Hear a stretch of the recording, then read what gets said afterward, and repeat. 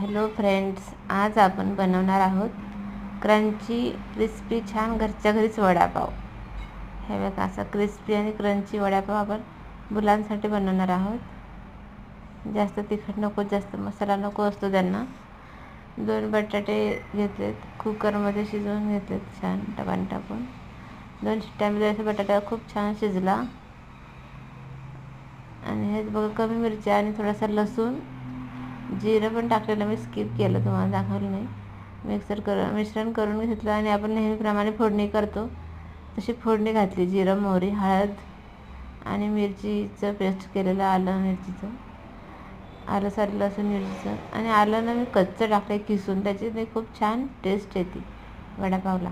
कच्चंच टाकायचं कधी पण, थोडं जास्त घालायचं, त्याने खूप छान टेस्ट।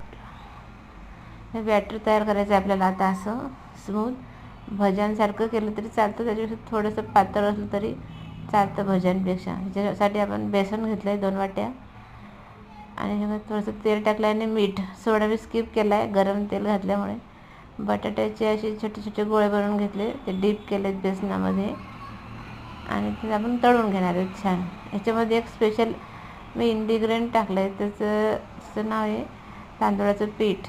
थोडं 2-3 चमचे, हे पोहे खाण्याचे आपले 2-3 चमचे जर आपण त्याच्यामध्ये पांढरं शुभ्र चांगलं तांदळाचं पीठ जर ॲड केलं तर ते वडे खूप क्रंची होतात, मऊ पडत नाहीत लवकर। हे बघा कसा वडा टम्मा फुगून आणि क्रिस्पी क्रंची आहे, खूप हात लावून बघितला ना मी, टणक आहे छान वडा। हा असा आपल्या घरच्या घरी रेडी टू ईट वडापाव तयार झाला। मुलांना खायचं, त्यांना मिरची तिखट अजिबात नको असतं, मसाले पण नको असतात, ते उगाच काढायला लावतात, त्याच्यामुळे काहीच घातलं नाही। आपल्याला खायचं असलं आपण टाकू शकतो सगळंच। थँक्यू।